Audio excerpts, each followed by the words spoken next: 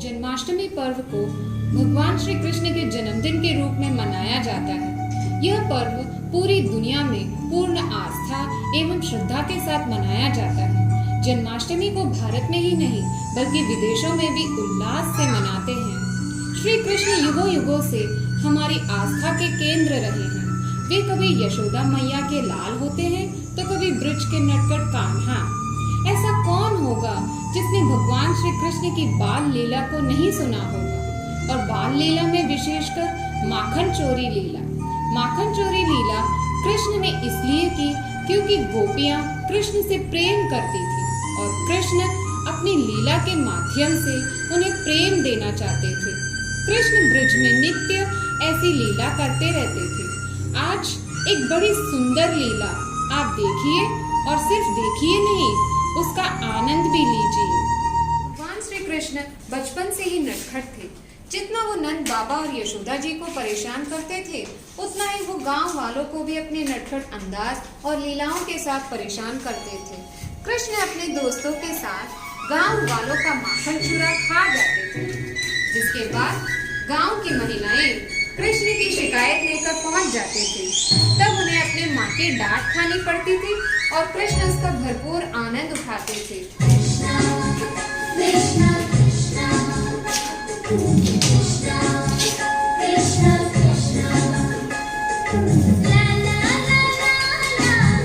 तो के साथ तैयार हुए। कृष्ण सोच रहे हैं कि आज किसके घर माखन चोरी की जाए। याद आया कि चिकसोले वाले गोपी के घर चलते हैं।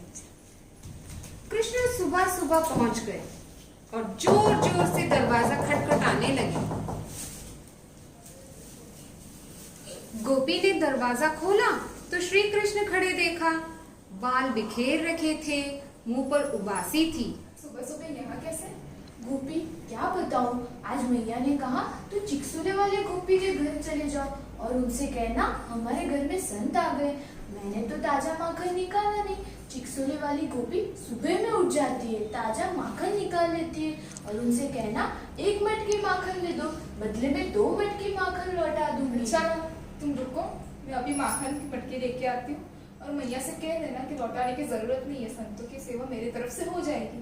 गोपी अंदर गई और माखन की मटकी लाई और बोली, ये लो माखन लो और ये मिश्री भी लेके लो। माखन लेकर बाहर आ गए और गोपी ने दरवाजा बंद कर लिया। अब कृष्ण ने अपने सभी दोस्तों को बुलाया और कहा, आओ आओ, जिसके यहाँ चोरी की हो उसके दरवाजे पर बैठकर खाने में ही आनंद है और उसे चोरी भी नहीं कहलाती है। झट से सभी दोस्त गोपी के दरवाजे के बाहर बैठ गए और कृष्ण ने सबकी पतर पर माखन और मिश्री रख दी और बीच में स्वयं बैठ गए। सभी सखा माखन और मिश्री खाने लगे। माखन के खाने से होठों की पटपट और मिश्री के खाने से दांतों की कटकट की आवाज जब गोपी ने सुनी तो सोचा, ये आवाज कहाँ से आ रही है? कोई बंदर तो घर पे नहीं आ गया? जैसे ही उसने दरवाजा खोला तो देखा सारे मित्र के साथ श्री कृष्ण बैठकर माखन खा रहे हैं। क्यों रे कन्हैया, माखन संतों को चाहिए या तुम सभी नटखटों को? देख गोपी, हमें कुछ ना बोलो, ये भी संत है और साधु है और तो और नागा साधु है जिसके तन पर कोई वस्त्र तक नहीं है। तुझे तो इनको प्रणाम करना चाहिए, वो भी दंडवत। अच्छा अभी दंडवत कर दूंगी, डंडा दे फिर अच्छे से डंडे से दंडवत करूंगी। माखन बहुत खा लिए, भागो भागो अपने घर।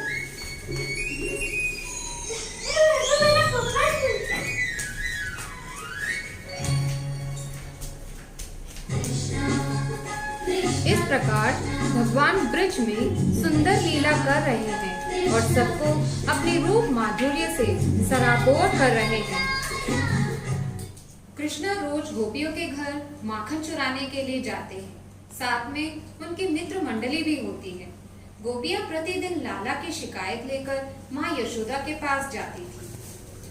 गोपियों की रोज रोज की शिकायत से मैया के कान पक गए। तंग आकर माँ यशोदा ने कन्हैया को आज घर में ही रखा, बाहर निकलने नहीं दिया।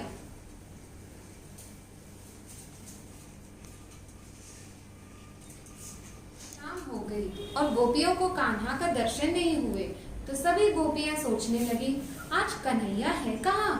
गोपियों को पता चला कि आज माँ ने लाला को घर में ही बंद रखा है। गोपियां चटपटाने लगी क्योंकि गोपियां कृष्ण के दर्शन के बिना नहीं रह सकती।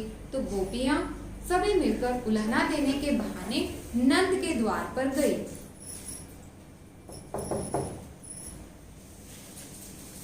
अरे ब्रिज रानी, लाला कहाँ गया? सुबह से दिखाई नहीं दे रहा। अब क्या बात हो गई? आज तो हम उन्हाना लेके आए हैं। असमय में जाकर बछड़े को खोल देता है। जब हम दूध निकालने जाते तो गाय लात मारती है। अरे गोपिया, तुम तो कितनी बड़ी हो, मेरा लाला तो छोटा सा है, उसे डांटा करो, फटकारा करो। अरे ब्रिज रानी, तेरे लाला की ओर जब हम आंखें निकाल कर देखते हैं तो वो हमारी आंखें देख के हंसने लगता है और उसकी हंसी देख के हमें भी हंसी आ जाती है। और इतना ही नहीं, खुद तो माखन खाते ही और मौत बंदरों को भी माखन खिलाते। और तो माखन खाते हैं, साथ में माखन की मटकी भी फोड़ देते। अरे ब्रिज रानी, लाला को जब माखन खाने को नहीं मिलता तो वो हमारे घर में आके सोते हुए बच्चे को चुपोटी भरकर भाग जाता है। होकर शिकायत सुन रहे हैं।